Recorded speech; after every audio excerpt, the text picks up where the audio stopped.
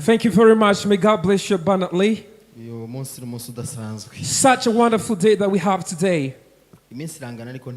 Days might be similar but are different. Days may have the same names,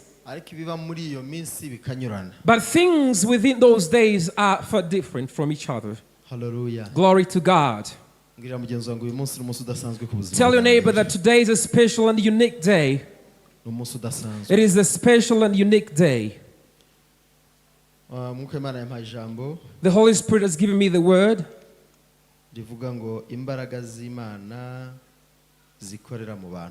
With the theme, the power of God that works among His people. God has reminded us once again that His power worketh within us. Hallelujah. Glory to God. And that power is going to work again today. Our God truly works out miracles. Our God works. Hallelujah. Hallelujah. Hallelujah. Hallelujah.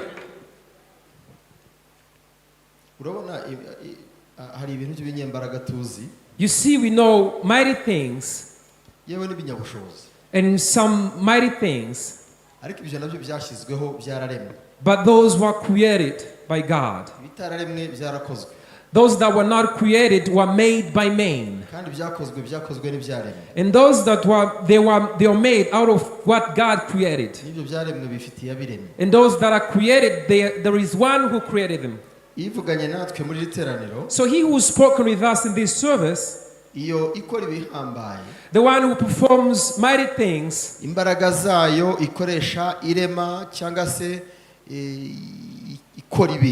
the power He uses to create, to make things, it worketh within us and it's about to work once more.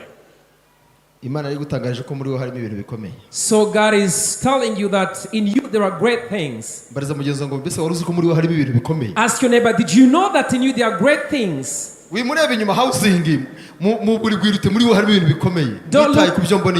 look at their physical appearance. Tell them there are great things hidden in them.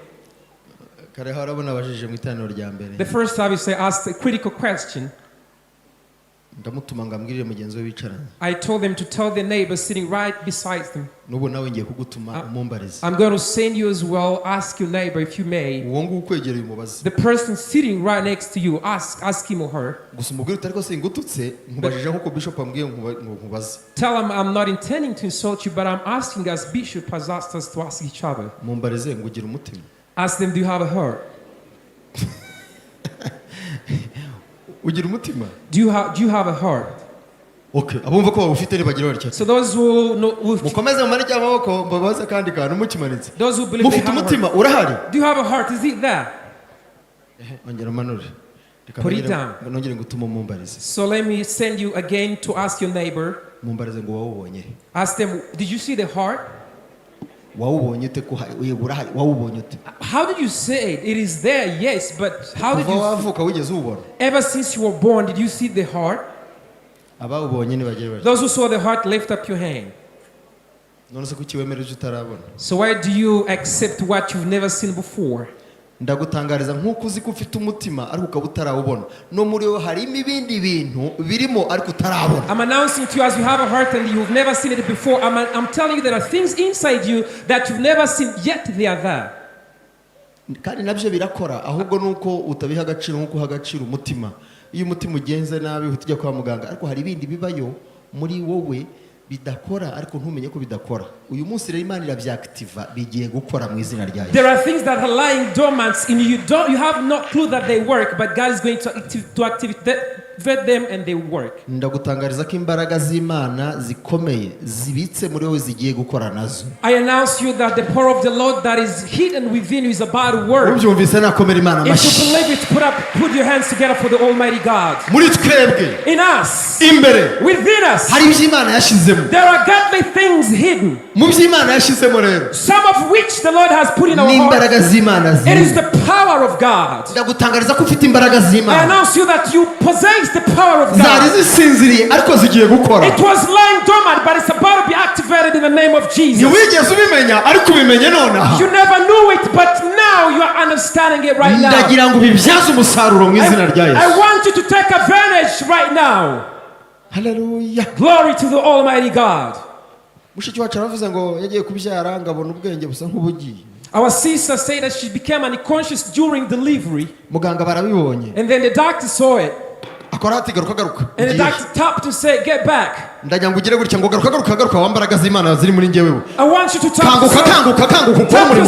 yourself and tell the power of God to be activated in you in the name of Jesus. Hallelujah. Glory to God. Zaburi ya 82:6. Psalms 82:6. Haranditse ngo njye wabwiye ngo muri abana b'Imana.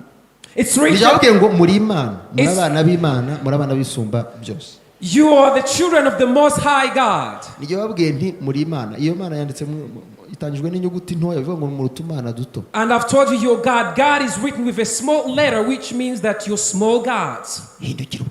Turn and tell your neighbor. Turn and tell your neighbor boldly. Bivuge nkuko ndi kuvuga Nyamuruka Gilbert. Bwira mugenzi wawe. Please turn and tell it to your neighbor. Bivuga nkuko ndi kuvuga Gilbert. Bwira mugenzi wawe. Turn and tell your neighbor. Mubwira ngo rakamana gato. Tell him you are a small God. Mubwira ngo rakamana gatoya. You are a small God. Muri wowe hari imbaraga z'Imana. In you there is the power of God that is hid. Zitangana n'iza papa ariko rakamana nawe urarema. Not equal to the fathers, but you're also God. You can create. Umwana w'Imana ni Imana. The Son of God is equally God. Umwana w'inka ni inka. The calf is a cow. Umwana w'imbwa ni imbwa. And the puppy is a dog. Mbwira mugenzi wawe rero ngo uri Imana nto igenda. Tell your neighbor that you are a small God that works. Imbaraga z'ubumana zikurimo rero. The power of God is hidden within you. Yesu nashimwe cyane. Praise the Lord. Yesu nashimwe. Praise be the name of the Most High. Reka mbabwire. Let me tell you this. Injangwe isa n'ingwe. The cat is similar to a tiger. N'umurizo n'amajanja n'amajigo n'amaso no gusimbuka no neza ingwe n'injangwe birasa. Its tail, its paws, everything, it is similar to a tiger. Biteye kimwe. So it looks similar. Akikizakubwira itandukano ry'ingwe n'injangwe. But the distinction between the cat and the tiger, nubwo injangwe yakwiteruka ikubita ku rukuta ntabwo yabyara ngo ibyara ingwe. No matter what the cat will do, it cannot give birth to a tiger. Impossible. N'ingwe nubwo yabyara ishaje ntiyabyara ipusi ngo nuko ibyara ishaje igomba kubyara ingwe. A tiger cannot give birth to a cat. It's absolutely impossible. It has to give birth to a tiger. Kinyembaraga kibyara kinyembaraga. So the strong gives birth to the strong. Ikindi, in addition to that, ingwe nubwo yabishonje, though the tiger might be absolutely hungry, nkuko injangwe yabishonje, so the same thing applies to a cat. It could be hungry as well. Ntabwo ingwe ishobora kwica imbeba ngo iyirye. The tiger cannot kill a rat and eat it. Impossible. Hari ibyo kurya by'injangwe bitari iby'ingwe. There are foods meant for the tiger, not for the cat. Hari ibyo kurya by'abanyantege bitari iby'abanyembaraga. There are food meant for the weak, not for the strong. Hari ibyo kurya by'abisobanukiwe. There are food meant for the people who've understood who they are. N'ibindi by'abatarisobanukirwa. And food meant for those who don't know their identity. Muri iri teraniro rero, in this service, therefore, isobanukirwe. Understand who you are. Urakamana gatoya. You are a small God.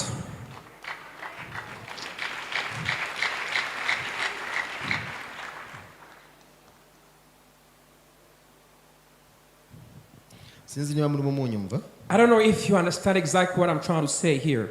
Muri wowe harimo imbaraga zigiye gukora ibintu. In you there is power hidden that is about to perform miracles. Yaraje ndi umuhwituzo uguhwitura wongera ukurangira. So I'm a person who is awakening you. Kandi unyumva ukanyumvira nanjye kuko numva Imana yanjye turakora ibikomeye. And if you listen to me, you and I shall do great things. Tugiye no guhindura amateka n'amazina. God is about to transform history and names at the same time. Mbwira mugenzi wanjye Imana muri ritano ishobora guhindura amazina n'amateka. Tell your neighbor that God is about to transform, to change our names and our history. Biremera ntago byemera.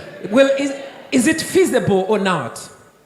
Ongera uhindukire umurebe butu. Turn and look at them once more. Mubaze ngo urandeba. Tell me, can you see me? Mubaze ngo nitwa nde. Ask him what's my name. Mubwira ngo nubwo ntakuzi. Tell your neighbor, though I don't know you, nubwo ntakuzi, though I don't know you, nubwo ntakuzi, though I do not know you, ariko uri umuntu udasanzwe. but you are a special person.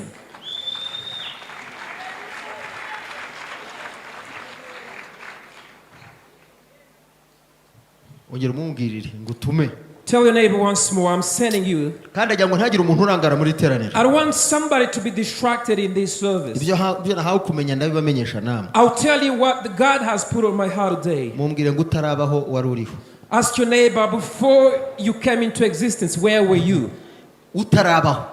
Before you came into existence. Abantu batarakubona. Before men saw you, wari uriho. Where were you? Mubwire ngo rero uwamenye ntarabaho. Tell he who knew me before I was born agiye kuvuga ibitarabaho. Is about to speak things that have never happened before. Hey! Hallelujah. Yesu nashimwe. Praise be the name of the Lord. Wakumenye utarabaho. He who knew before you were born agiye kuvuga ibitarabaho. Is about to speak things that have not happened before. Ntukangwe n'abariho. Do not be threatened. The people are living right today. Babona ibiriho bakavuga ibiriho. Who see physical things and speak about physical things. Wite cyane ku muntu ugiye kuvuga ibitaraba kuko nawe utarabaho atayarakuze mwari muziranye. Pay attention to what God is going to speak that has not happened before. Amashimisho ku Mana yacu. A round of applause to the Almighty God. Mumbwire ngo najenje rero. Tell your neighbor, I've made up my mind. Najenje naraje. I've made up my mind. I'm right here praising. Gilbert waraje. Hallelujah. Kandi aho wari uri ntago bari bahazi. Amen. Kugeza no ku babyeyi bawe. Amen. Wajuje rero. Amen. Buriya so yango buriya mama yakonsaga azi kuzahagararana na bishop. Rekada. Tekano kuri kwimana. Abyarazi. Vuga ngo rekada mu cyongereza twumve. Impossible. Yesu rashimwe cyane. Praise the Lord. Ibisiza n'imisozi bitaratangira kuremwa Imana yari gufite mu bitekerezo byayo. Imana yari gufite mu bitekerezo byayo. Niyo mpamvu ikubwira iti ejo hawe hateye amatsiko ibyaremwe ntibigushuke ni njyewe uzabisohoza.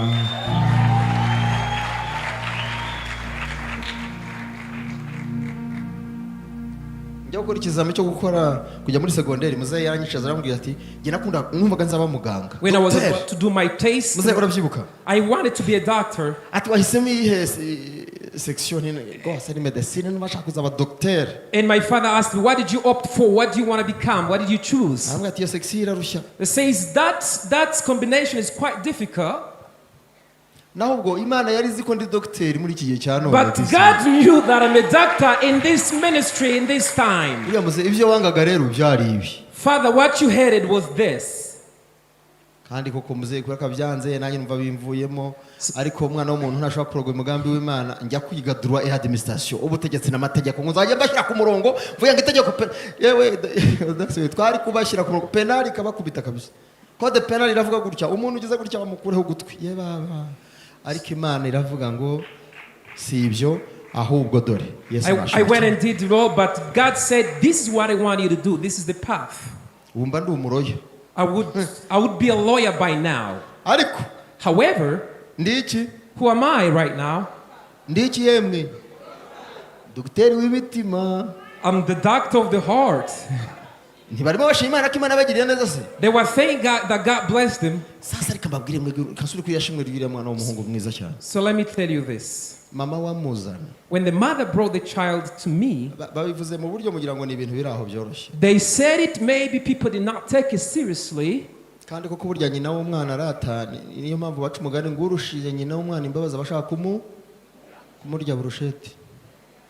Burya nyina yarabyumvaga cyane abandi ntibabyumvaga ko nyina yarabyumvaga cyane. Nayo mpamvu yaramuzanye akemera agafata umwanya akamuzana kandi bigoranye. So the mother decided to bring the child to me. It was hard.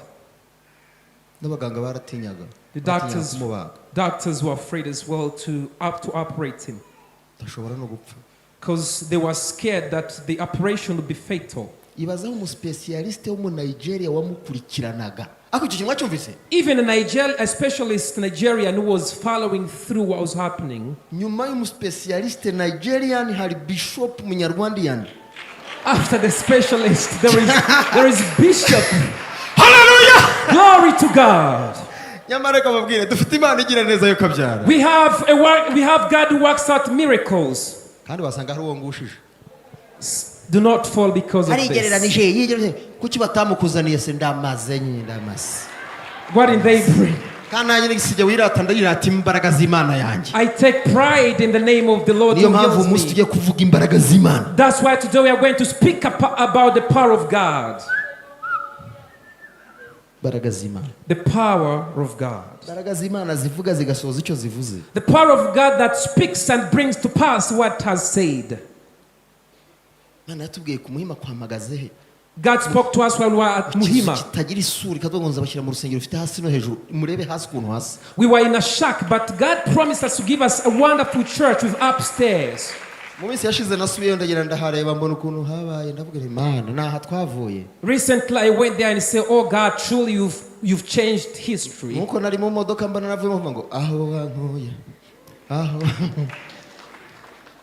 I would give the 10th. So God got us from far because of His power. God is still at work. He's still at work. I prayed for the Son. The Spirit told me, tell him it is over right now.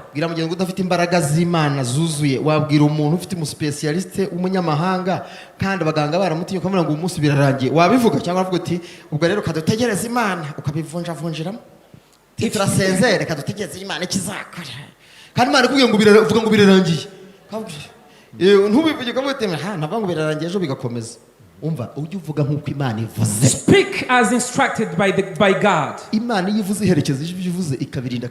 When God speaks, He accompanies His word and performs what He said. Hallelujah. Glory to God. I have a friend, he's a pastor.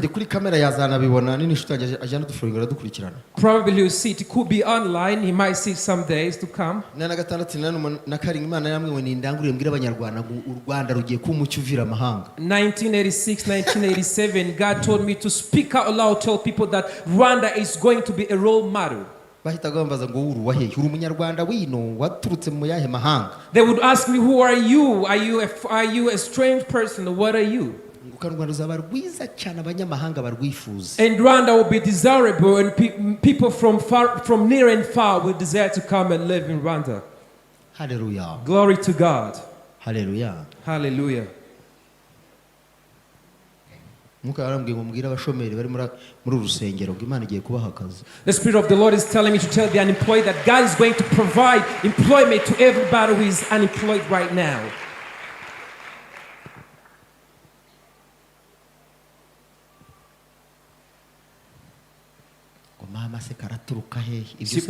You might be wondering, where will it pass? How is it going to come? What sort of job will I get? What about those who have it? How are they born? Say it, I receive it in the name of Jesus. For God has said He shall bring it to pass. Hallelujah. Glory to God. Hallelujah. Glory to God. Hallelujah. Glory.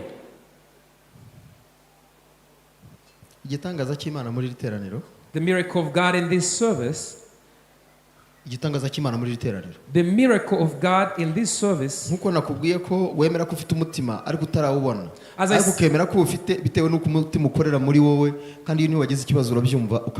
As I said earlier, telling that you have a heart, you don't know, you've never seen it, but you know it's operating in you. The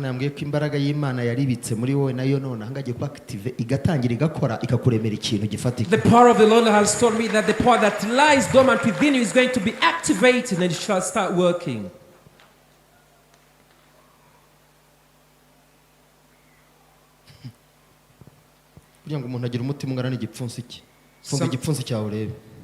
Your heart is the size of your niko fist. abahanga bavuga ariko numbaza Imana niyizi uko yaremye imitima. People, the scientists say that the heart is like a fist. Ariko Imana yaremye umuntu ikamuha umutima ugakora iminsi ye yo kubaho kose. But God who created the person and gave him a heart, and the heart is operative all the time. Umutima ukora ugakora kandi umutima uhora ukora ntukorwa entretien. Niba imodoka mubona tugendamo bya bigera tukabijana hariya ukajya kwikora entretien, ariko Imana iyo ubwayo yaremye yaremye ngo bikore birakora ikabikorera na entretien. God created the heart and absolutely does its maintenance. Imana yinjire muri wowe, ibintu byose bisinziriye yaremye bigomba gukora ibikorera entretien, byasinziriye bikanguke, imbaraga z'Imana zikorere mu buzima bwawe kuko yakwiremeye inshuti yanjye. May the power of the Lord enter your heart and activate everything that is lying dormant within you. Sigaranye iminota mike yangiye kurangiza kandi. I got a few minutes, so I'm about to Dusome ijambo rush. ry'Imana mu Efeso 3:20. Reading the word of God in Ephesians chapter 3 verse Twihute 20. vuba revera dufatikanye, yari yahasomye hashyira utuntu twihute vuba aho twasomye hose duhuruture ubundi twakire icyo tugomba kwakira uyu munsi dutahe. Abefeso 3:20. Yego. Nuko ibasha gukora ibiruta cyane ibyo dusaba ndetse n'ibyo twibwira byose nk'uko imbaraga zayo ziri zidukoreramo. Amen. Nuko ibasha gukora ibiruta cyane ibyo dusaba n'ibyo twibwira nk'uko imbaraga zayo ziri. Nk'uko imbaraga zayo murazizi. Do you know the power of God? Abazi imbaraga z'Imana mugire mutya. People who know the power of God, lift up your hands. Mukomeze mumanike turi abazi imbaraga Keep z'Imana. your hands up. Those who know the power of God. Hindukira mugenzo mubaza kimanitse. Komeza umanike. Keep your hand up. Mubaze ngo ziva he zikagera. Where does it? How much? Kuzizi zitangirira he zikarangirira. Where does it start and then where does it end? Nyuma y'icyo kibazo nimumanure. After that question, Uzi put up imbaraga your hand. z'Imana ni asubize ukuboko. Those who know the power of God, put up your hand. Ndabatsinze ndi umwana w'Imana. I've overcome you. I'm the child of the living God. Imbaraga z'Imana ntizigira akagero. The power of God is immeasurable. Imbaraga z'Imana ni nyinshi cyane ntituzi uko zingana ariko zirahari kandi ni nyinshi. We don't know how much there is, but it is absolutely measurable. Muri ubwo bwinshi bw'Imana hari izo rero Imana igiye gukorera muri wowe, zigiye gukorera muri wowe zigakora ibintu utatekerezaga. Some of those powers are going to be activated and they shall start doing great things. Ariko ko nasengera mwana kandi mwitize cyane ko ari washimye Imana. Hava ngo genda birarangiye. Nababwira niba narakubiseho umwotso. Niba narafashe nk'uruhindu cyangwa nk'umuntu ndahawaceje ndazaceje zindayimoni. Reka da naravuze ngo birara. I didn't use any other thing. I say it's over. Iyi imbaraga z'Imana zirimo When is the- n'icuvuza imbaraga z'Imana ziragikurikira. When there is the power of God, whatever you do will work out. Imbaraga zikorera no mu ijwi no mu ijambo. Power that works in the word. Ibasha gukora ibiruta cyane ibyo twibwira. He's able to do immeasurably what we think Ndetse n'ibyo dusaba. and what we ask. Imana yakemuye ikibazo cy'umwana n'umunuko kuri nyina irawukemura. God solved the problem of the child, even solved the problem of the bad smell. Ibintu nyina yumvaga atari no hafi ye. Imagine such Mwebwe muravuga ngo ntago mwumva ukuntu byari bimeze. Mbega ni hatari ariko Imana ni nziza. You do not understand the magnitude of the problem, but God is absolutely great. Igiye gukora ibindi bintu rero muri iri teraniro iri ngiri. He's about to do more things, great things in this service. Muri iri teraniro Imana igiye gukora ibindi bintu. In this service, God is about to do above. Ngo kandi kora ibingana n'imbaraga zayo ziri muri twe uko zingana. And he works according to the power, to his power that worketh within us. Ngira mugenzi wanjye ngo izigwize ikora ibigwiriye bigaragara bifatika. Tell your neighbor that he may increase, God increase the power in you so that he may perform wonders and miracles. Abalewi 26:12 revera dusome. Leviticus 26:12, let's read. Nzagendera hagati muri mwe mb'Imana yanyu namwe mube ubwoko bwanjye. Amen. Nzagendera hagati muri mwe. I will walk among you. Hallelujah. Hallelujah. Mu bwoko bwanjye. You'll be my people nanjye mb'Imana yanyu. and I shall be your God. Ngira mugenzi wo mwicaranye. Tell your neighbor sitting right next to you. Mubwira ngo hagati muri twe ni he. Tell him where is the space between us. Ndagira ngo nkuru abantu muri confusion. Hagati yacu ni he. So where is that vacuum between us? Bura kumwegeranya aho ngaho. Buri hagati yanyu ntago saho mushize inkokora. The space between you is not where you're putting your elbow. Ni muri twe. It is in us. Nzagendera muri bo. He shall walk with us. Hagati muri mwe. In us. Yesu nashimwe cyane. Praise God. Noneho mu bwoko bwanjye mbi Imana yanyu. Then you shall be my people, I shall be your God. Bivuga ngo aho uzaba uri hose izabiri muri wowe. Which means wherever you be, God will be within you. So kuvuga ngo iri muri mwebwe kuko twateranye gutya ngo hagati muri iyi muri twebwe aho turi hose izabiri muri twe. Dukomeze tubu bwoko bwayo iba Imana yacu. That doesn't mean he's with us because we're here, but wherever we go, we shall carry him with us, who will be dwelling within us. Niyo mpamvu iyo Mana iri hagati muri twebwe rero izategekera muri twe, izayoborera muri twe, izabiha umurongo muri twe, izavuga byumve kandi ikoreye hagati muri twe. Hagati muri wowe niho hagiye kuva ijwi risobanura ibyawe. That's why God who dwell within us will walk with us wherever we might be. Kandi uzayibera ubwoko nayo ikubera Imana. And you shall be his people and he shall be your God. Daniel 11:32 twihute. Daniel 11:32. Imana mu kanya gato. Daniel 11:32. abaca mu isezerano azabayobesha kubasheshenga ariko abantu bazi Imana yabo bazakomera bakora iby'ubutwari. Amen. Abazi Imana yabo. Those who know their God. Abaca mu isezerano. Those who violate the covenant. Abakerensa iby'Imana ivuga. Those who do not take godly things seriously. Abumva ijambo ry'Imana ntibakora ibyaryo. Those who doesn't do things in accordance with the word of God. Abantu bumva Imana ivuga ntibumva icyo Imana ivuze bagabifata nayo. Those who take godly message for granted.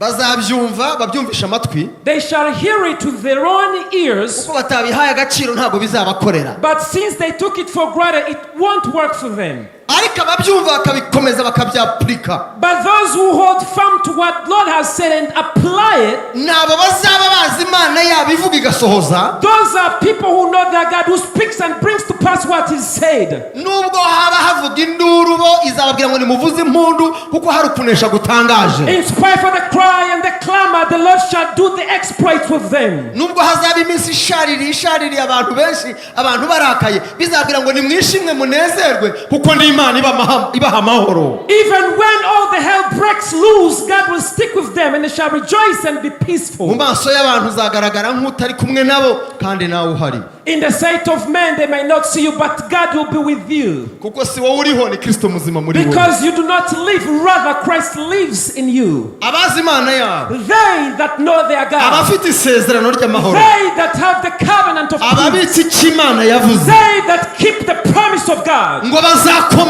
They shall be great. Nibamara gukomera. After being great, they shall do the exploits. Ubu none hanyimara kuvuga ngo muri wo harimo imbaraga zikora. So now I can say that in you there is power that worketh. Wakagombye guhita ucakira ukavuga uti ubwo zikora ngiye kuzikoresha kandi ndakoresha igikoresho cyose Imana impaye gukoresha. You need to seize it and say I'm going to use everything that the Lord has given me. Dufite umugabo umwe twiyeferaho. So we have a man we take as a reference. Umusaza witwa Mose Imana yihagurukirije. A man who was called by God called Moses. Imubwira kujya gufata ubwoko bwayo ikabukura mu Egiputa ikabashyira mu gihugu cy'amasezerano. Told him to bring his people out of Egypt and take them to the promised land. Ariko kugira ngo azabafata bakura aho hantu muri aya maboko yari bafite ngo abajyana ahandi. But for him to get them out of Pharaoh's hand and bring them to the promised land, habaye imbaraga ziruta izindi. There was mighty power, greater power than other powers. Muri iyi si nta kintu wageraho utagiharaniye. In this world there is nothing you can achieve unless you toil for it. Kandi umunyamaboko ufite ibyawe ntago wabimwambura utamurushije amaboko. And you cannot take something from a violent person unless you're much more stronger than that particular person. Na Satani watwaye ibyawe agafata amasezerano yawe agafata ikimana yakuvuzeho ntago wabimuvutsa ntiwabimunyaga utamurushije imbaraga. Even the devil who's taken your promises, you cannot take away the promise unless you're stronger than he. kandi icyo nkundira Imana yacu And what I love about our God, ikorera muri twe, He works within us. itegekera muri twe, He commands within us. ikorana n'ururimi rwacu, He works hand in hand with our tongue. ikorana n'imibiri yacu n'ibiganza byacu, He works hand in hand with our bodies and our hands. ndetse n'aho dukandagira ngo ndahabahaye ndahejeje, And wherever we set our foot, He said, I've given you this place. kandi hahindutse ahanyu. And it has become your place. Iyo ufite Imana rero, When you have a God, therefore, iri hagati muri wowe, when God dwells within you, aho ugeze hose uranesha, wherever you reach, you shall overcome. aho ugeze hose uraganza, Wherever you reach, you shall defeat. aho ugeze hose urategeka. Wherever you reach, you shall command.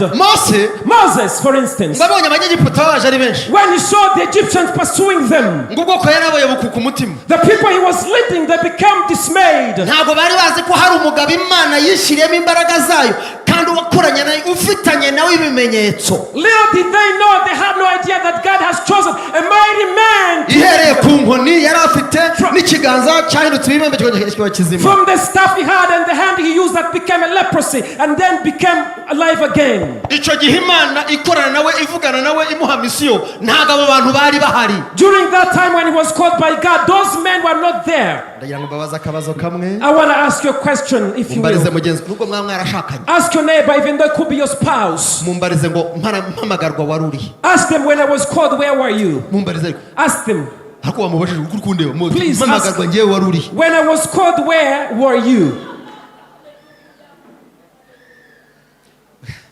Mabisho, ndabona mwese mwatinyanye, mwatinya abagabo banyu n'abagore banyu. Mabisho, mpamagarwa wari uri. Mama Bishop, when I was called, where were you? Muze mpamagarwa wari uri. Father, when I was called, where were you? Revera, Reverend, baza ma pastor iti mpamagarwa wari uri. ask her, where were you when I was called? Umugabo wanjye ntabikunda. My husband doesn't like it. My kids don't like it. Umugabo wanjye, umugore wanjye ntabikunda. Yego. My spouse, Iwacu ntibabikunda iwanyu. my home, my family, they don't like Iwanyu it. se ni he? So where is your home? Iwanyu ni. Where is your home? Abazi wabo, haleluya. Don't know those who know where they come from. Nubwo bahazi. Ndashaka kukubwira ngo Mose Imana ivugana nawe. When God spoke with Moses, aragiye mukumbi wa sebukwe, when he was shepherding the flock, umwereka inkoni ihinduka inzoka, when the staff turned into a snake, ikiganza kigahinduka ibibembe agasubizamo kikaba kizima, the hand became leprous and put it back to the bosom and it became a hand again. na Aroni ntiyari ahari. Even Aaron wasn't there. Aroni yaje nyuma. Aaron came afterwards. Na Aroni ntiyari ahari. Aaron wasn't there when Moses was called. Ndi mu mavuta yo kongera kwibuka Imana yavuganye nanjye abantu badahari. I'm in the anointing of remembering God speaking with me when no one was there.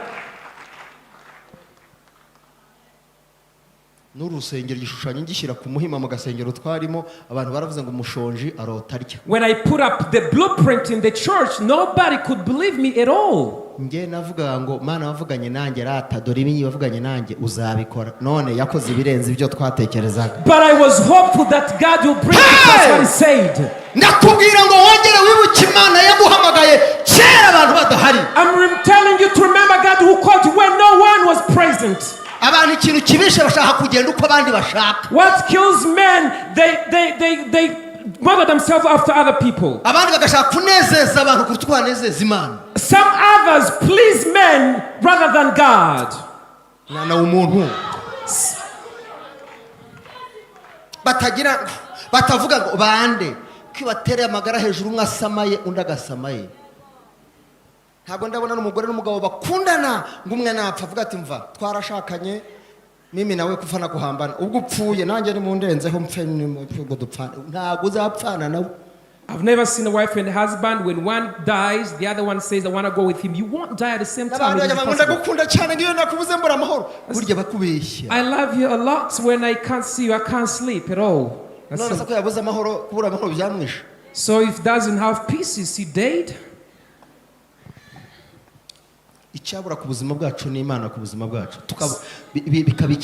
If we lack God, we'll be dead. Hallelujah! Hallelujah! Imana nanitije Mose. So I took Moses as an example. Ufite imbaraga z'Imana muri we.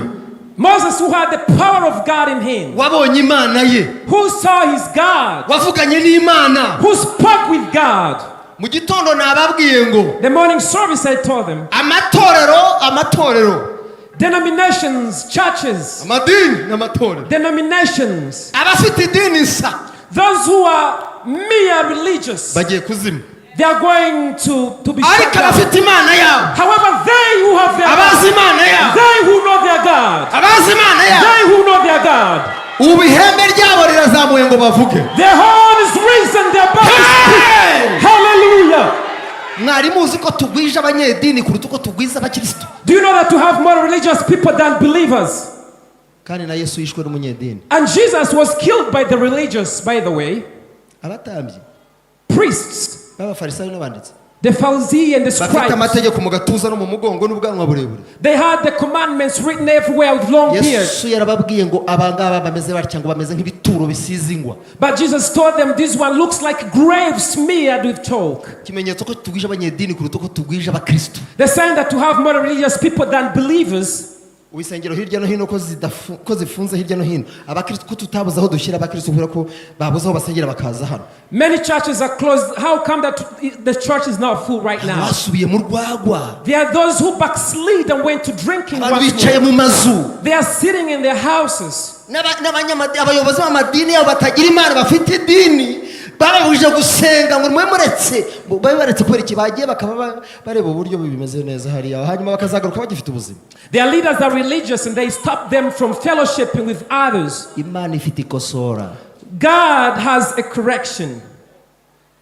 Biramugeza ngo Imana izabakosora babyanga babikubye. Tell them God will rectify them whether they like it or not. Insengero zafunzwe bafunze umunwa usenga, bafunze zose ku buryo wabuze naho usengera. Churches are closed, yes, but isn't there any open church where you can go to fellowship? Mose aratubwira kuri Mose ufite Imana udafite idini. Let's speak about Moses who had a God. My religion is the one that prays well. This is the religion that God. Once they asked Jesus, say, what is the true religion?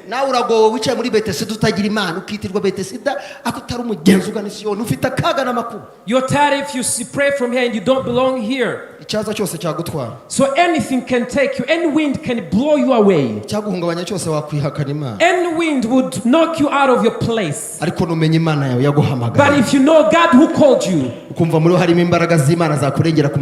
and you feel the power of God that can vindicate you day in and day out, you shall do the exploits. Moses, therefore, he remembered God who used the staff. He remembered God who used the hand. And he spoke unto Israel, tell them, the Egyptians you've seen, you won't see them again. God called him in a special way, finding me in a place. He gave me promises telling me that I will usher you to the promised land.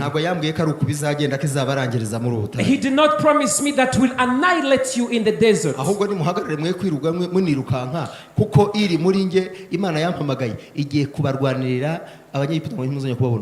Instead, stand firm and you shall see the deliverance of the Lord.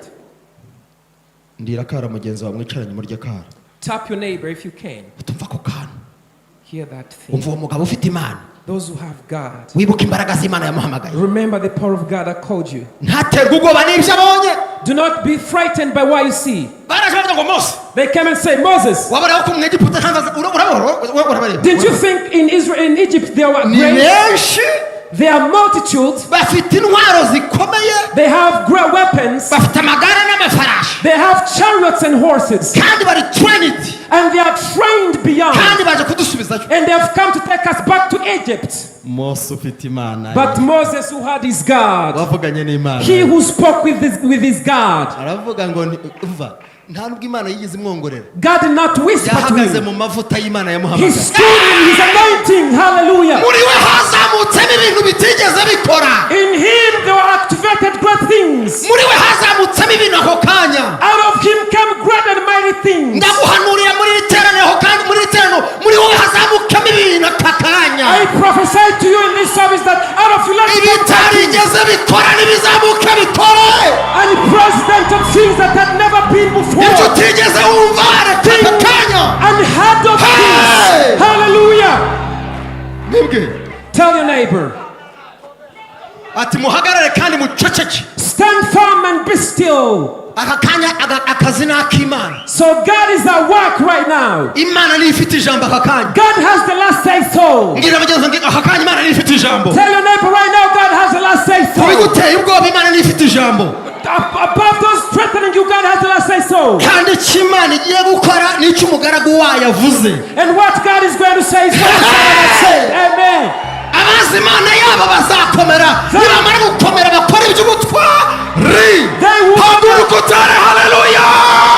Hallelujah. Glory to God. God is going to work with a Rwandan. He has shown us that even in the death we shall live. Do you remember that? Do you remember that? Ask your neighbor if you can.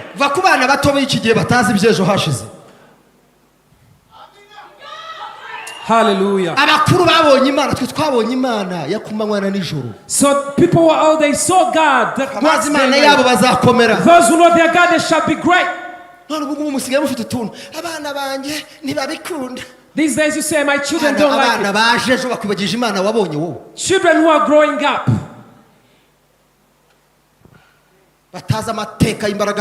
Those who don't know the history of God. My children don't like Kinyarwanda. What do they like? What do they like?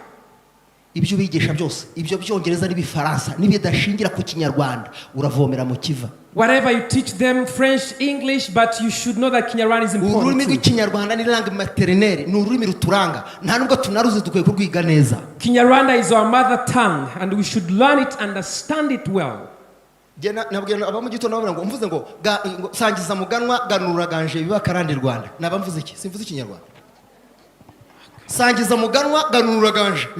Rwanda. Ntagira uhaguruka bisobanura. Nawe gawe ntacyo uzi no urashaka iby'amahanga. Abana bacu basitaraguringa hirya yo mu bajyana kwiga mbere yuko biga ibyo bajya kwiga baza bakiga ururimi rwaho. Bakiga igishinwa. We should value our Kinyarwanda. None Kinyarwanda ngo ni gisibangane ntago kiri busibe Imana yanjye Imana yacu iragishingira igiti kandi kirakomera. We should preserve our language. Ibyatubayeho binyuranye n'ibyabandi babayeho. Ikinyarwanda cyacu kirakizamuye uvugira kizamuye. Our history is far different from other people's. Va kubya abantu akiri iby'Imana imikubwira. Leave alone a people, just receive what God is saying right now. Va kubyo ureba hanga amaso kubitaboneka n'iby'Imana igufitiye. Leave alone the visible things, focus on what is invisible. Kuko hari ibyo wareba bikarangiza nta n'icyo ukuyemo nta n'icyo bigusigiye. Because there are things that are futile to you.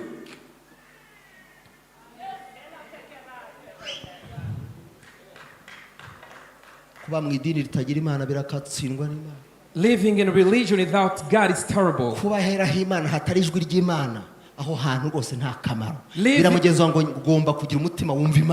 Tell your neighbor you need to have a heart that is obedient to the voice of the Lord. I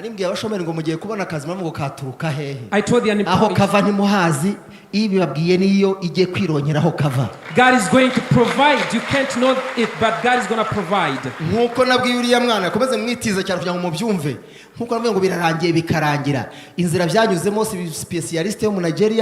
Imana yavuganye n'umwana niko yabikoze nawe yashidutse byarangiye. As I prophesied to the child, to the sick child, it's God said is finished. Ngira mugenzi wangu ugiye gushiduka birangiye iby'Imana ivuze rero. Tell your neighbor God is going to bring. Gushiduka Imana ibikoze. God is going to do something.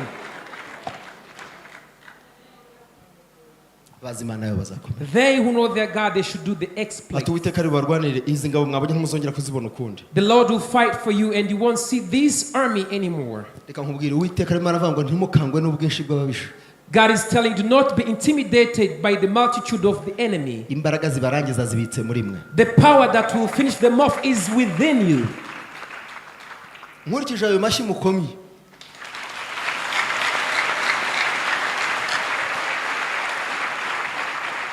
umuntu udafite abadayimoni udafite ababisha nagira atya.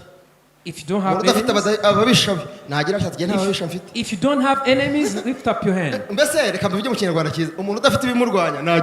If you don't have things fighting you, those who have things fighting you, those who have more, do not be intimidated by them. Hallelujah. God is saying in a blink of an eye, He's going to put an end. Praise God. Imana ibasha gukora ibiruta cyane ibyo twibwira byo nkuko imbaraga zayo ziri kandi zikorera muri twe. Iki Imana yaduhaye muri twe nicyo kigiye gukora kana. He's able to do immeasurably beyond what we think, according to the power that worketh within us. Hallelujah. Hallelujah. Let me tell you this. Hallelujah. Hallelujah. Hallelujah. Hallelujah. This man called Moses, who encountered God,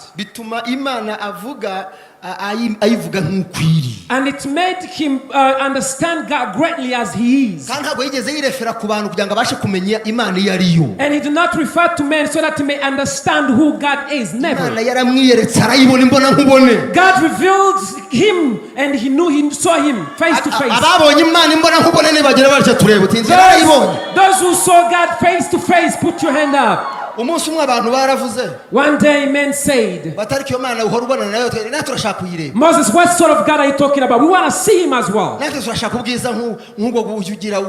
We want to also shine and glow as like you. So they tormented him and they say, we want to see God that you speak of every time. You keep speaking about God. We also want to see him and let him speak to us. Tell your neighbor if you can.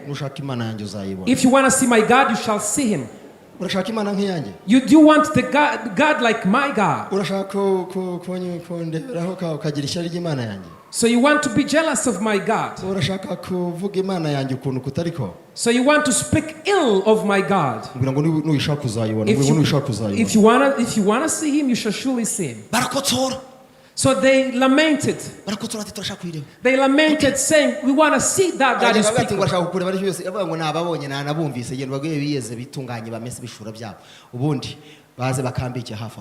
God spoke unto Moses, tell them, let him wash, let him get ready to come and see me.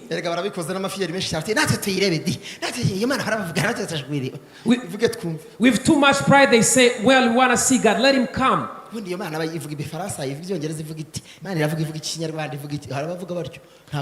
What sort of God? Does he speak French? Does he speak English? What kind of God? But our God speaks. He speaks all languages.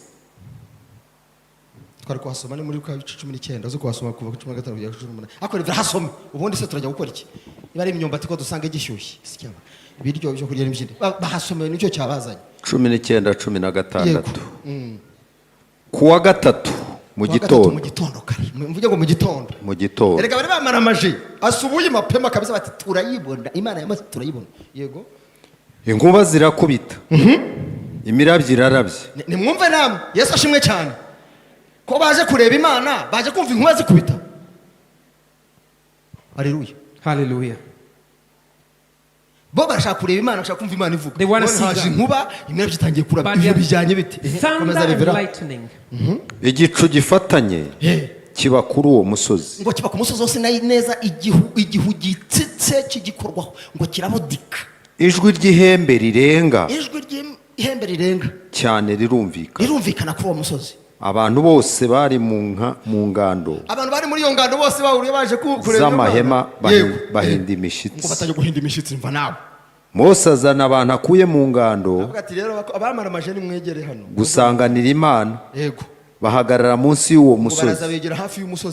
Umusozi wa Sinayi wose ucumba umwotsi. Noneho uretse igicu uretse imirabyo n'inkuba zikubita utangira gucumba n'umwotsi. Kuko Uwiteka yawumanukiyeho aje mu muriro. Mwabyumvise ibintu byabaye? Did you hear what happened? Kugira ngo Imana ize hari ibintu bibanziriza. For God to come, there are preliminary works. Abantu babonye Imana ntago babonye Imana yo mu mafreshere, babonye Imana yo mu nkuba n'ibirabyo. People abantu babonye Imana bayiboneye ahantu hateye ubwoba muvuge ngo amina cyane. Na Mose ayibona yabonye igihuru gisha ariko ntigikongoka mu muriro. Revera komeza wumve. Murongo wa 18. Yego. Umusozi wa Sinayi wose ucumba umwotsi kuko Uwiteka yawumanukiyeho aje mu muriro. Umwotsi wawo ucumba nk'uwikome, umusozi wose uratigita cyane. Uratigita. Umva na. Amen. Haleluya. Buri uzakomeza usume. Babaje batate Mose. Ibiri kutubwira se n'Imana ije tuko haje urupfu ahubwo ati boye muretse. Ibyo ni biyibanziriza intiraza. Bati ye yibwira isubirayo. Nukuri turemeye yibwiza ubwo se niba bibanje gutya twa imitima yadushizemo niza kuhagera y'ubwayo biragenda bite. Yibwira ngo ibihagarari urugendo ni ruhagarikira higeze. Nigivugana nawe ujuze utubwira turemeye. Hallelujah. Hallelujah. Abazi Imana yabo. Those who know their God. Abahuye nayo. Those who encountered with God personally. Kandi umuntu najya kubwira Imana ye ntukamupinga. When somebody tells you of his God, do not despise them. Yagatakubundi mwamara maje mashaka kubona Imana kweli. Say, are you sure you want to see God? He created us, want to see him as well. Ifite abo yatoranije. God has the selected. Ifite abo ibwira bakaza kubwira rubanda. There are those he communicate through. Niyo mpamvu ije ndigiye kubabwira nanjye nibyo nahawe. That's why what I'm about to say is what I've been given. Niba ushaka kuvuga ariko nanjye ndashaka kuyibonera iragucisha mu ruganda. So if you want to say, I want to see it, you will go through the factory. Yari korohereje kugira ngo wakire ibije mu mafresher ibije muri envelope ibije muri ntuza muri take away. He made it easier so that you may receive it easily. Ngo akira urye unywe ubeho. And he will tell you, take, drink and live. Bwira mugenzi ngo akira urye unywe ubeho. Tell your neighbor, receive, take, drink and live well. Imbaraga z'Imana numva Imana yashyize muri ngewe. The power of God that I feel that is within me. Zigiye kugukiza icyago cya kumanywa na nijoro. It is about to heal you from every imbaraga z'Imana Imana yashyize muri wowe. The power that God put within you. None ahangaha nezikore nkuko zakoreye muri Mose akavuga ngo ingabo mwawe nyumvye ko zibona ukundi. Let it work right now as it worked during the time of Moses. Icyari giteye ubwoba Uwiteka Imana kirangije imbaraga. What was intimidating, God has brought it down. Ntihongere kugira ubwoba. Do not be dismayed anymore. Ntihongere kugira ubwoba. Do not be afraid anymore. Ikiguteye ubwoba niki? Mbese kuhagaritse umutima kandi yaguhamagaye hariyo kwizerwa. Ntihemuka iyivuze izigambiriye gukora kandi vuga rimwe ndetse vuga kabiri. Ikiguteye ubwoba niki? Kandi mukanya mugateye turapfuye. Ikiguteye ubwoba niki? Iyaguhamagaye ngo uyiririmbire ivuga rimwe ndetse ivuga kabiri. Ntihemuka nk'abantu. Abantu barahemuka sha. Men disappoint. Ira mugenzo ngo ntago Imana izaguhemukira nk'abantu. God will never disappoint you like men do.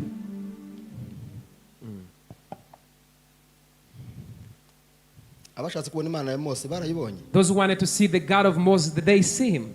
Barayibonye. Did they see him? Ntago bayibonye. Yaraje bagati ni ibyo sura muzajya muvugana uzutubwire. They didn't see him, they were afraid.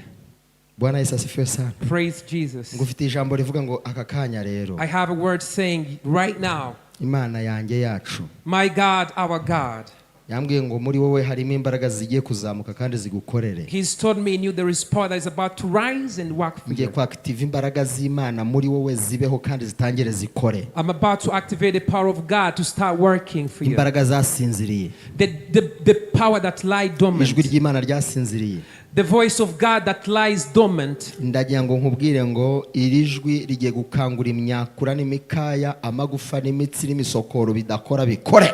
This voice is going to activate all the muscles and everything that lies dormant. Imana igiye kugukiza kandi bigaragaze. God is about to heal you and it shall be evident. Ndasenga nawe dusengane imbaraga z'Imana zikore ku buzima bwawe. I pray that the power of the Lord will work upon your life. Impano y'Imana yakoraga muri ukaba yarasinziye ni yake ni kanguke kandi yake mu izina rya Yesu. The gifting of God that lie dormant and you let it be activated right now. Gukunda Imana no kwikorera byasinziriye muri wo nibyongere bikayangana birabagira shining mu izina rya Yesu.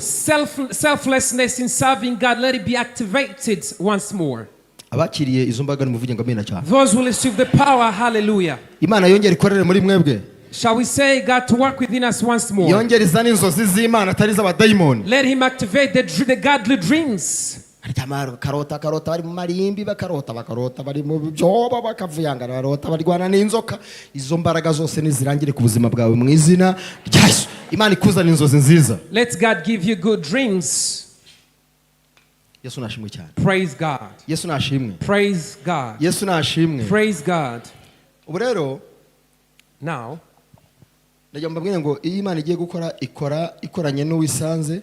So when God is about to work, he works with the one kandi yahisemo nkuko yaguhisemo yagutoranyije. The one he's selected as he selected you. Igiye gukorana nawe. He's going to work hand in hand with you. Kandi yakorana nawe ni mu byigusanzemo. And he's going to work with you right there where you are. Kigusanganye. So with what you have. Kanya tugiye gusenga Imana. Shortly we are about to pray. Asomere umurongo tugiye kumva maze tuwusengeremo. So going to read the last scripture, then we shall pray through it. Hallelujah. Kuva 14:21 murongo 21. Exodus 14:21. Hallelujah. Hallelujah. Imbaraga z'Imana zikorera mu bantu bayo. The power of God that worketh among his people. Mose arambura ukuboko hejuru y'inyanja. Uwiteka ahuhisha umuyaga mwinshi uvuye iburasirazuba ijoro ryose. Usubiza inyanja inyuma. Amazi uyagabanyamo kabiri.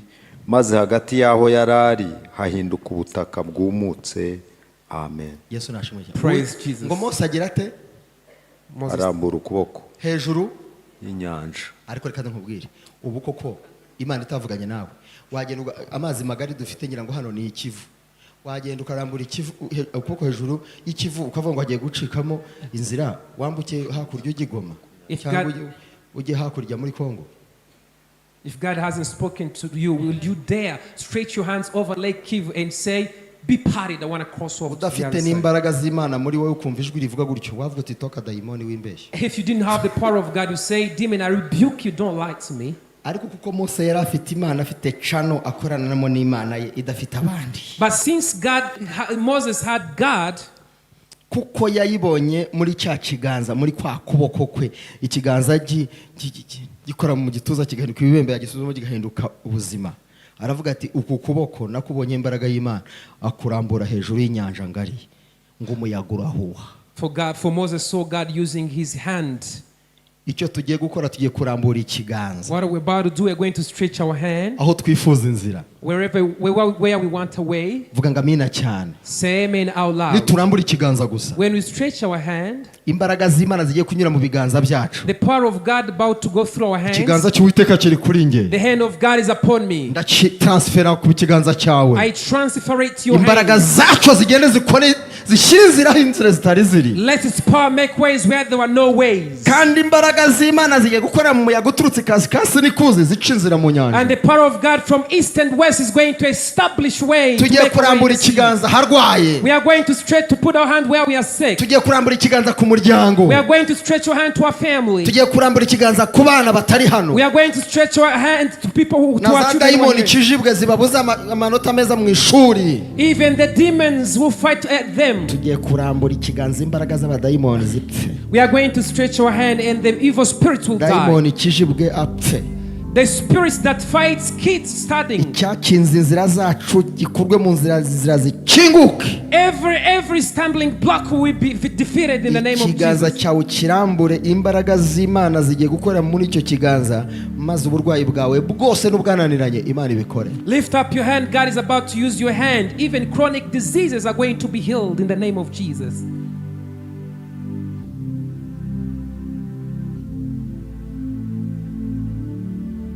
Ndagira ngo uhaguruke ku maguru yawe yombi. I want you to stand on your both feet. Haguruka nshuti yanjye. Stand up, my friend. Haguruka n'imbaraga. Stand up with vigor. Haguruka nibakwe. Stand up with vigor and strength. Kandi imbaraga z'Imana ziri muri we nazo nizihaguruke. And let the power within you be activated. Nzaactive mu izina rya Yesu. I activate them in the name of Jesus. Reka zongere zikore mu izina rya Yesu. Let be operative right now once more.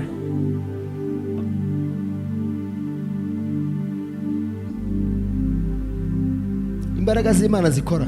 The power that of God. Z'Imana zihumanura. The power that gives sight. The power that establishes a way. The power that activates those that were lying dormant. Let it come down in this service right now.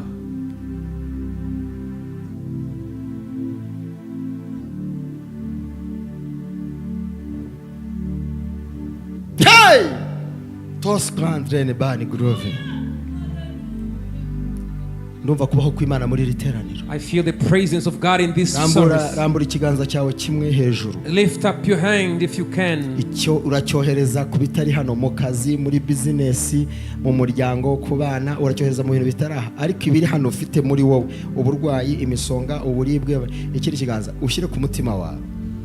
One hand you shall send it to where you cannot reach. The other one to yourself. In this service there is healing power of the Lord.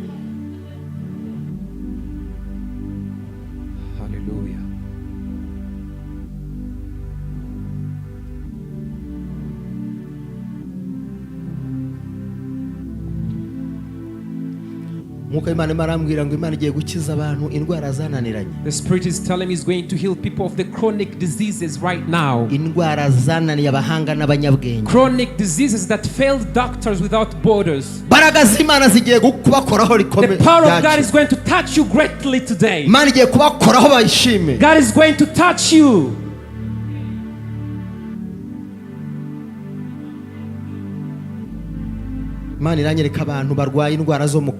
God is showing me people who still have sickness in their mouth.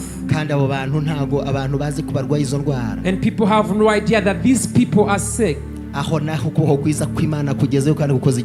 hand of God is working right now, is touching your sick mouth.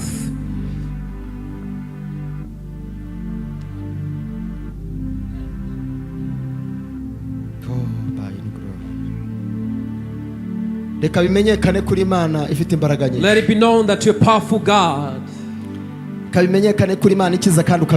it known that you're a God who heals. In this service, Father, let thy power perform miracles now.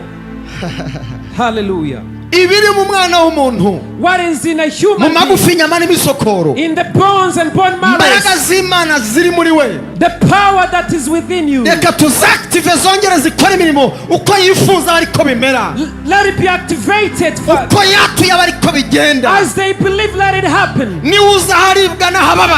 know where they are paining, but right now you command in the name of Jesus, let the pain stop right now. Let it be known that you God was done so good. We have a God that was our rescue. You are a great God. You are a healing God. As you pressed your people before, you are still working, Father.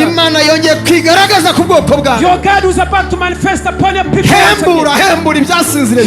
Heal, activate. Revive the soul. Revive the bodies. Revive, heal, give life. And where people are suffering, let them be healed. I command in the name of Jesus. I command in the name of Jesus. Hallelujah. Imbaraga zawe nizigenda gende. Let thy power. Imbaraga zawe nizigenda gende. Let your power. Imbaraga zawe nizikubita hasi imbaraga z'umwijima n'ubutware bwa Satani. Let your power. Yuka mibi ndayohera mu kidaturwa. I drive out all evil spirits. Release. Magufa rekura. Release the power. Itekerezo rekura. Release the thoughts. Nakayamanga nakataya. Hallelujah. Hembura ururimi ruvuga ibyiza. Revive the tongues to speak good. Hembura ururimi rwatura ibizima. Revive the tongue to confess well. Hembura ururimi rwature gukira. Revive the tongue to confess healing. Hembura ururimi rwatura ibyiza bigomba kuboneka. Revive the tongue to confess good things. Ururimi rwabo rugira ibyiringiro. Let your tongue speak of hope. Ikiganza cyabo gikora imirimo aho gikoze bikoreke. Let their hand perform wonders and miracles. Kiza. Heal. Kiza. Heal. Kiza. Heal. Kuko Imana ikiza. For you are a God who heals.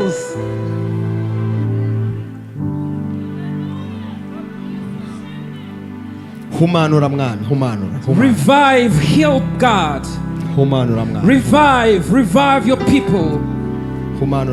Revive, heal, Father. urakoze kugeze neza. Thank you for done so tugukomeye amashyi tugukuriye ubwatsi. We clap for you as a token of appreciation. koze imirimo ikomeye natwe turishimye. You've performed wonders, miracles. Hey! Father, thank you. Hallelujah. A round of applause to the Almighty God once more.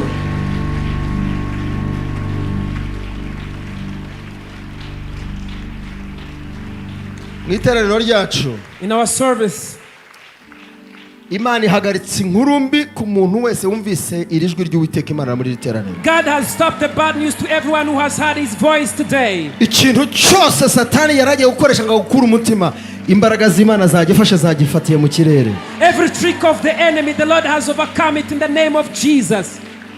Hari ikintu Imana ikoze ibyari inkuru mbi ahubwo Uwiteka Imana kuremeye ikintu cyiza, inkuru nziza ikunezeza. Bad news is going to be turned into a good news. Ikimenyetso cy'uko ibikoze nuko yabikoze. The sign is done it, he's just done it right now. Ni Imana iturebera, ni Imana itugendera. Is God who sees for us. Kumanywa na nijoro Imana yacu bitubereye maso. Day and night God never sleeps or slumbers. Praise be the name of the Lord. Praise be the name of the Lord. Hallelujah, hallelujah. Hallelujah. Hallelujah, hallelujah. Hallelujah. Hallelujah, hallelujah. Ndagira ngo kuva uyu munsi. From today henceforth, ugiye gukorana n'Imana mu buryo utatekerezaga. You're going to work hand in hand with God in a special and unique way you did not see coming. Imana igiye kujivugana nawe ubyumve ko ari Imana ivuganye nawe by'ukuri. God is going to work with you hand in hand. Kandi amaparazite n'amajwi y'abadayimoni arasinziriye aracecetse abuye kumva ijwi ry'imbaraga y'Imana. And all the parasites and the voice of the enemy are going to be silenced in the name of Jesus. I can sense it. The atmosphere has been cleared right now. Hallelujah. Glory be to God. Hallelujah. Praise be the name of the Lord. Turn to your neighbor, I'm sending you. Tell him or her right now. Go ready to receive something that you've never seen before. Hallelujah. Glory to God. Hallelujah. Glory to God. Hallelujah. Hallelujah. Tell them, do not be dismayed. For they will come with so much might.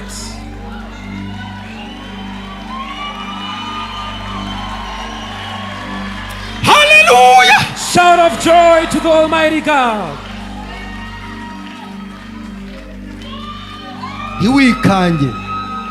Do not be terrified. In this service there are power that create things you never seen before. I hear you, God. I feel you. I feel you. I feel you. I hear you.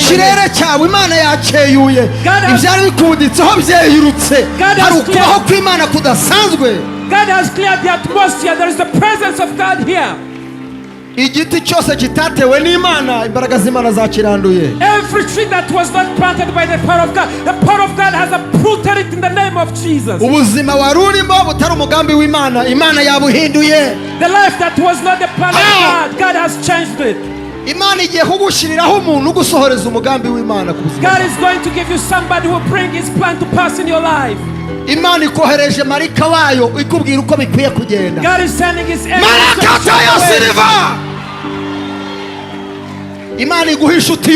May God give you a good friend.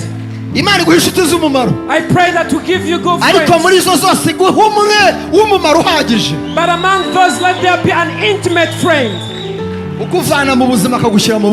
transform your life from one level to another. Who shall show you the mountain of hope. Glory to the Almighty God. Glory to the Almighty God. Glory to God. Glory to God. Praise God.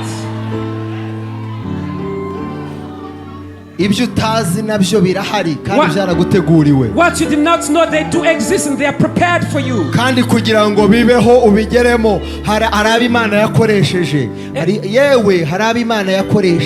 And for you to access them, there are people that God has used in the mighty name of Jesus. And those are the ones who are going to show you the way. May God provide the person who shall show you the right way. May God give you the angel who shall usher you the right way into hallelujah. Raise a victorious hallelujah. There is a nation that has been appointed to fulfill the plan of God upon your life.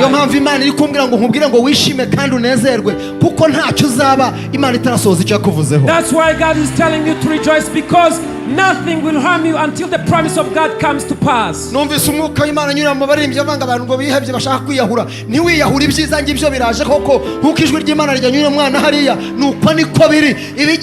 Satani araza agakotsora ariko ntago azatsinda, azatsindwa kandi dufite intsinzi iteka. People are feeling suicide. Do not commit suicide, because God is going to come through for you.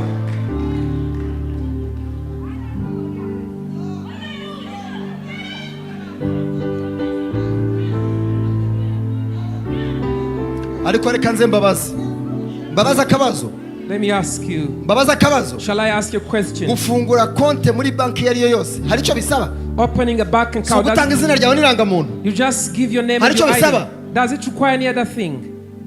Mbwira mugenzi ngo vuba none hanga nushaka kubikora uyu munsi cyangwa ejo ugende ukingure konte. Tell your neighbor, go and open a bank account, whether today or tomorrow. Go on. Ubuse nk'umuntu aguhamagaye akabwira ati harya ko hari akantu nari mbonye ngushyire kuri konte yawe iyi. Some people do not have bank accounts. Please open one. Ndabivuze bihanuye nkuko mbitegetswe. Genda ukingure konte mwana w'umuntu. Imana nibivuze izagufinance, ifite uko izabigenza, iguhaye akazi. Go and open a bank account. God will provide. Ariko mana we yaba mwari muzi iki Imana ivuganye n'ubwoko bwawe. I wish you knew what God has spoken with you today. Hallelujah, hallelujah. Glory to the Almighty God. Hallelujah, hallelujah.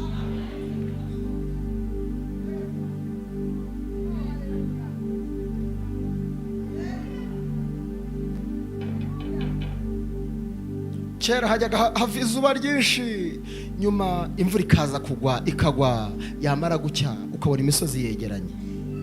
Ko imisozi irasa neza, yanegeranye. Mbonye nyuma y'izuba, nyuma y'ubutayu bwawe, mbonye imvura y'Uwiteka. After the desert, I have seen the rain of God. Mbonye kugira neza kw'Imana. I've seen the goodness of God. Kandi mbonye imisozi yegeranye. And I've seen mountains coming together. Numva ndabwiye ngo bambwirire ngo nahari kure habaye hafi. And I've been told that even those who thought it was far, it is nearer now.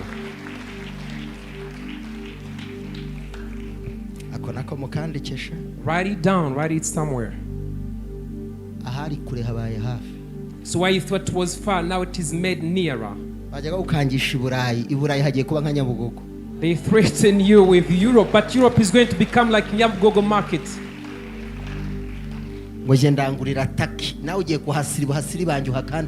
So I purchased things from Turkey, but you're also going to...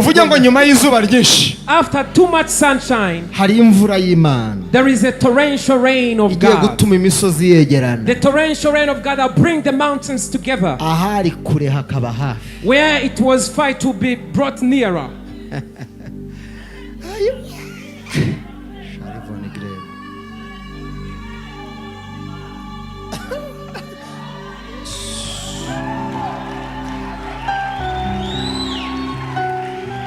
Amasezerano yose uko Imana yakomejwe n'amaraso y'umwami wacu Yesu. Isi yose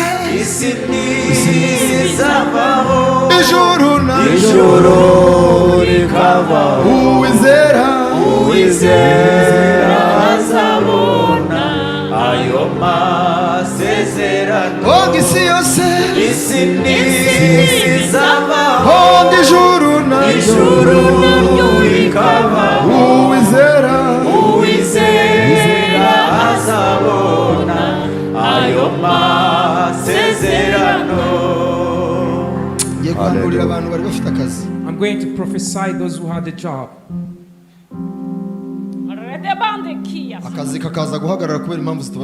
They had a job, but the job was terminated due to different unforeseen reasons. Tap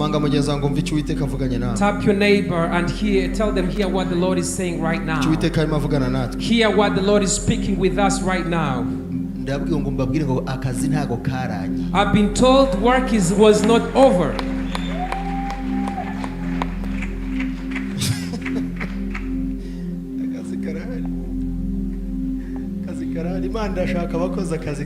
Work is there. God wants workers.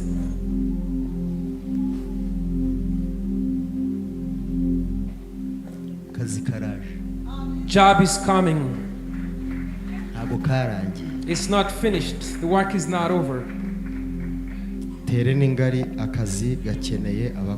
The field is broad and they need more workforce.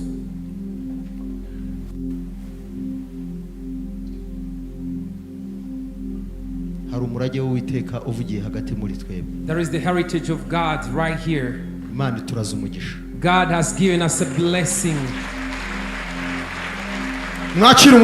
Receive a blessing. Receive a blessing. Receive in the name of Jesus. Receive blessing.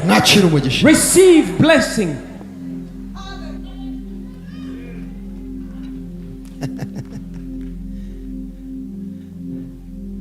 Uhinga ikawa, uhinge na piretre, ariko nshuti utibagiwe n'ingandurarugo ibishyimbo n'imyumbati. Ngiye kubona mbona igiti cy'ikawa cyeze, ngiye kumva numva ndabwiwe ngo ibintu Imana ibaraze ni ibintu by'igiciro. I saw the coffee tree blossoming and God has given you something precious. Igihe cy'ibishyimbo n'ibijumba byo mu nkuka mu bishanga kirarangiye, Imana ibahaye igiti cy'ikawa cyeze. The struggling time is over. God has given you a new season. Kayazana ngaye Tairivon. Arikawa zirarushasha. Kawa zirarushya. Working for coffee field is terrible. Is tiring. Arikiyozeze. But when they blossom, umuhinzi yibagirwa umuruho. So during the yield, the produce, you forget all the labor. So be patient because God is going to take away all the toil. Hallelujah. I don't know how to say it sometimes. Amen.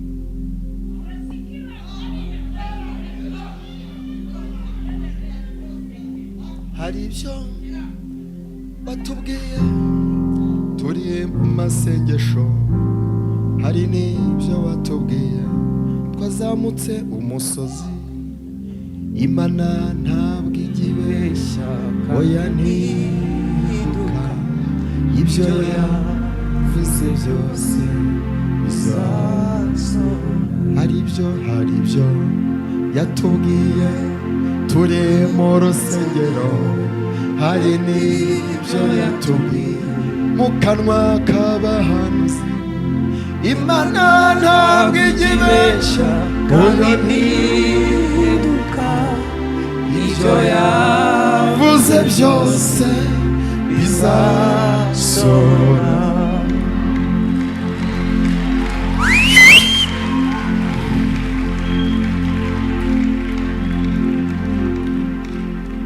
Mukora amahamba tubibwira n'abandi ko tugiye kwambuka Yorodani. Tega amatwi wumve hariya hakurya n'umazi guguza tega amatwi wumve n'umazi guguza nimukora amahamba mubibwira n'abandi ko tugiye kwambuka Yorodani. Tugende hakurya twahateguriwe tega amatwi wumve inuma ziguguza iyo ziguguza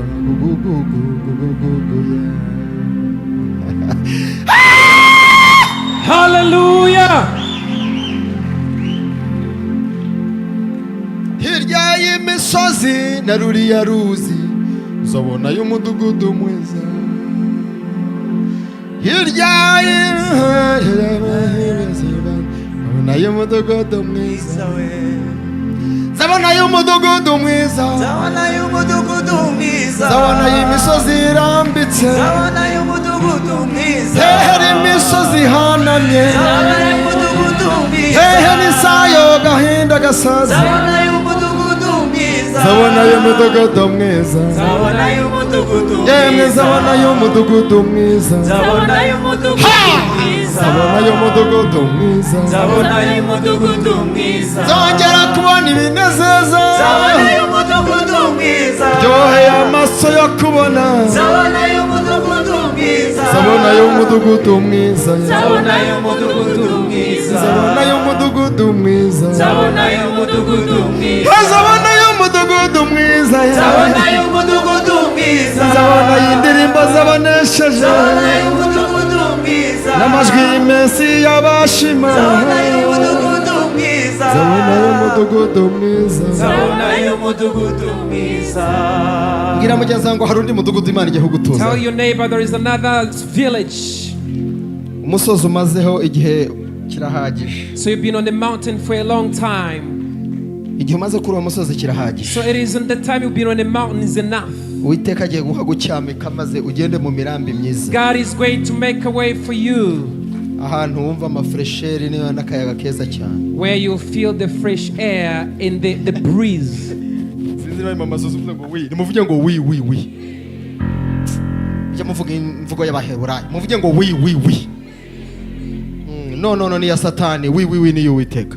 Nimuvuge ngo Uwiteka yabyemeye rero. The Lord has accepted, has approved it. Tugiye gusenga Imana dushima Imana yagendereye ubugingo bwacu. We are going to pray to God, thanking Him who has visited us today. Tugiye gushimira Imana yafashe gahunda ifatika neza ikabidutangariza. We are going to thank God who's spoken to us.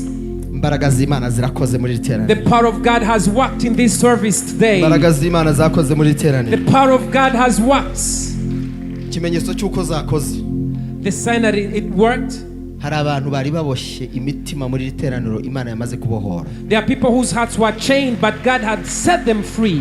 Kandi ibabohoreye kugira ngo bakire iby'Imana yagambiriye kubaha. And He has set them free to receive all His promises. Ibi ntago bivuye mu murage w'ababyeyi. This is not from the inheritance of the parents. Icyo ugiye kuba cyo ntago ari umurage wa papa cyangwa wa sogokuru. What you are going to receive has nothing to do with the heritage from your parents. Ahubwo Imana yakumenye itarakurema. Rather, God who knew before you were created. Yari yakuremeye kugira ngo ikwinjize muri ibi ngibi ikubwiye ngo ubigenderemo. He created for you to be able to walk in His plan. Ikimenyetso cy'uko bagiye kubikandagiramo bakabihagararamo. The sign that you're going to access it. Nuko bagiye kwakira Yesu nk'umwami n'umukiza w'ubugingo bwabo bakagera karanga irangamuntu irangamimerere. They are going to receive Christ and then they will have identity. Bakagira ikimenyetso Kristo abarebera akavuga ngo mwambuke mujye hakurya mu midugudu myiza. They shall have a sign. Christ looks at them. Shira ikiganza hejuru tugusengere maze uhagare kuri umusozi mwiza Imana yateguye. Tambuka uze hano tugusabire tugusengere ujye ku musozi mwiza Imana ivuze igutambutse aka kantu uhambuke ujye hakurya. Shira ikiganza hejuru. If you're not saved yet, lift up your hand. Mutambuke muze hano imbere tubasabire tubasengere. Come forth and let us pray for you. Mwebwe Imana ivuganye nabo. God has spoken to you Ije today. gukorana namwe bidasanzwe. He's going to do mighty things. Ije gukora ibintu biteye ubwoba. He's going to do the exploits. Bazama ngo usa si wa wundi tuzira. They shall say, isn't this the same person we knew? Uzababwire ngo nahuye n'Imana ku cyumweru ivugana nanjye You n'umwana shall tell w'amasezerano. them I met God on Komera Imana Sunday. amashimesho A yishimira. round of applause to the Mutambuke muze Almighty mwakira God. ingabo y'amahina. Come forth and Muze receive mwinjire Jesus. mu mugabane watoranijwe kera. Come and enter into the heritage of the Lord. Kandi watoranirijwe. And it was chosen on your behalf. Inshuti yanjye. Brethren, Hari icyo Imana yagennye ku buzima bwawe. there is what God planned Hari upon your icyo Imana life. yagambiriye. There is what God planned before you were Abantu born. ntago bakizi. Men do not know it. Ndetse inshuti n'abavandimwe. Friends, relatives do not Yewe know it. n'ababyeyi bawe yewe. Parents might not know it. Ariko uyu munsi. But today specifically, Uyu munsi. today specifically, Imbaraga z'iby'Imana yagushizemo. the power of what God has kept in you, Bigiye kukunyuranya n'amahanga ndetse n'abo muvukana. it is going to set you apart from your relatives. N'abatakuzi bazajya bakwiyitirira. Those who do not know you, they will go by your name. Hey, hallelujah. Glory to God. A round of applause to the Almighty God. Do not be left behind. Do not be left behind. Do not be left behind. Rush and let us pray together.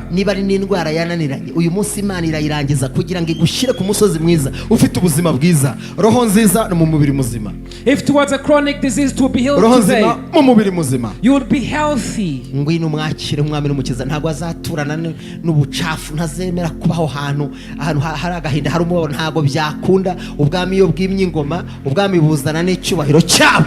Come and receive him. He doesn't want to live in a dirty place. When the kingdom comes, it comes with everything.